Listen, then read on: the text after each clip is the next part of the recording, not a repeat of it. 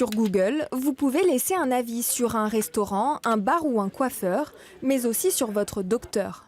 Face au refus de Google de supprimer des commentaires désobligeants à son encontre, un médecin mosellan a décidé de porter plainte.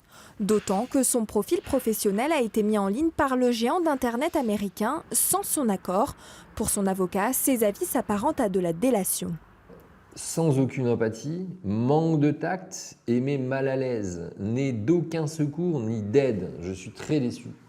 Quand vous lisez ça comme commentaire sur l'accueil que vous réserve un médecin, clairement, vous vous dites que la personne n'est pas à la hauteur. Ce sont des gens qui, sous couvert d'anonymat, salissent la réputation d'un professionnel au risque de porter atteinte à son activité économique, à la création de son chiffre d'affaires, à sa patientèle, à sa clientèle, et restent cachés derrière l'anonymat que permet l'interaction de la fiche Google.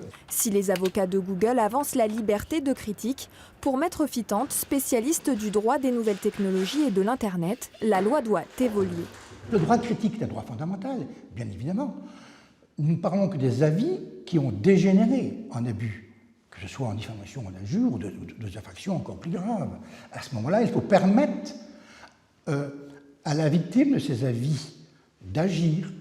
Pour le président du Conseil de l'Ordre des médecins de la Moselle, un praticien ne peut pas être noté comme n'importe quelle profession. La relation entre un patient et un médecin n'est pas une relation commerciale, ce n'est pas une prestation de service banale. Nous, on considère que ça pose un problème du fait de l'anonymat et du fait que le médecin ne peut pas répondre, puisqu'il est tenu au secret médical. L'affaire du médecin mosellan contre Google sera plaidée mardi prochain devant le juge des référés du tribunal de grande instance de Metz.